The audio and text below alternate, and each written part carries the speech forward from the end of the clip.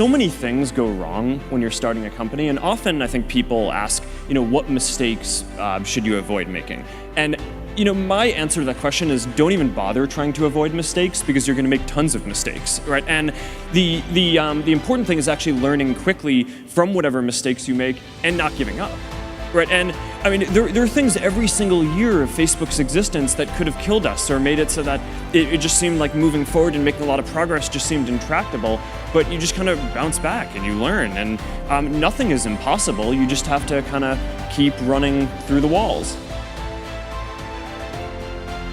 To me, entrepreneurship is about creating change, not just creating companies. And the most effective entrepreneurs who I've met care deeply about some mission and some change that they're trying to create, and often they don't even start because they're trying to create a company, right? And that's how I think about my connection to all of us here is, when I was getting started, I cared deeply about giving everyone a voice, right? And giving people the tools to share everything that they cared about, and bringing a community together. And it started small in one university, and I didn't think it was going to be a company at the time. As a matter of fact, I was pretty convinced that at some point someone would build something like this for the world, but I thought that would be some other company that already had thousands of engineers and was used to building stuff for hundreds of millions of people around the world. And what ended up happening was that no one built it, right? So we just kind of kept on going, right? I mean, people said at each step along the way, what you're doing, all right, maybe college students like it, but no one else is going to like it. And, there's not going to be any money in doing this. So, all right, so you only really do it if you care, right? If you're passionate about doing it. And then it started growing, and people said it would be a fad and it would never be a good business. But, you keep going because you care, not because you're trying to create a business.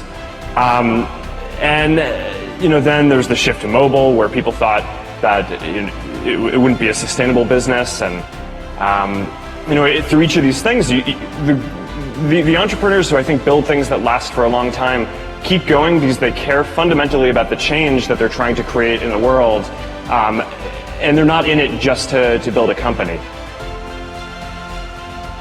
Ideas don't come out fully formed. They only become clear as you work on them. You just have to get started. If I had to know everything about connecting people before I got started, I never would have built Facebook. Movies and pop culture just get this all wrong. The idea of a single eureka moment is a dangerous lie. It makes us feel inadequate because we feel like we haven't had ours yet.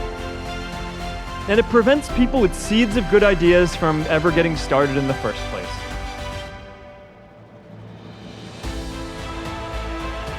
In a world that's changing so quickly, the biggest risk you can take is not taking any risk. And I really think that that's true, right? I mean, a lot of people I think that, whenever you get yourself into a position where you have to make some big shift in direction or do something, there are always people who are going to point to the downside risks of that decision. And locally, they're maybe right? I mean, for any given decision that you're going to make, there's upside and downside. But in aggregate, if you are stagnant and you don't make those changes, then I think you're guaranteed to fail, right? And not catch up. So to some degree, I think it's really right that over time, the biggest risk that you can take is to not take any risks.